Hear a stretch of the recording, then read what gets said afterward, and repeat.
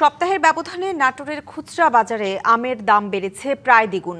এতে বাগান মালিকদের মুখে হাসি ফুটলেও হতাশ সাধারণ ক্রেতা। বিক্রেতারা বলছেন মৌসুমের শেষ দিকে সরবরাহ কমে যাওয়ায় প্রভাব পড়েছে বাজারে, আর দাম বৃদ্ধিতে ক্রেতার ভিড় কমেছে বাজারে। আম উৎপাদনের অন্যতম জেলা নাটোরের বাজারগুলো এখন মিষ্টি ঘ্রাণে ভরপুর।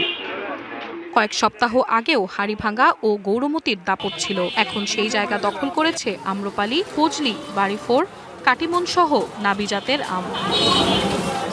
তবে সপ্তাহের ব্যবধানে দাম বেড়েছে দ্বিগুণেরও বেশি। আহমেদপুর, তমালতলা এবং স্টেশন বাজারের পাইকারি আড়তগুলোতে যে আম গত সপ্তাহেও বিক্রি হচ্ছিল 20 থেকে 25 টাকা কেজি দরে, সেই আম এখন বিক্রি হচ্ছে 60 থেকে 70 টাকায়।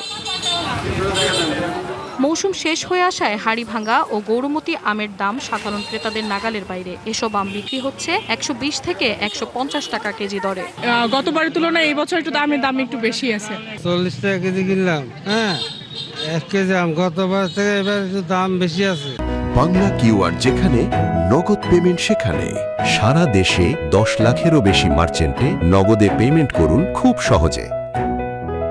বিক্রেতারা বলছেন মে জুন মাসের তুলনায় সরবরাহ কিছুটা কমে যাওয়ায় প্রভাব পড়েছে দামে, এতে ক্রেতার সংখ্যাও কমে গেছে। এবছর আগের বছরের থেকে ফলন কম, যার কারণে এবার আমের দাম বেশি, কাস্টমারের চাহিদাও কম। এটা বাড়িফোর আম বেশি 70 টাকা কেজি। এটা দাম এটার তুলনায় গত বছরের থেকে এবার দাম একটু কমই আছে।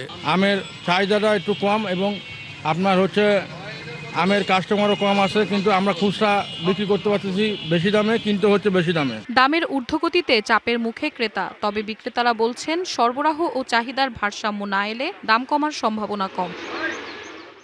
DBC news desk.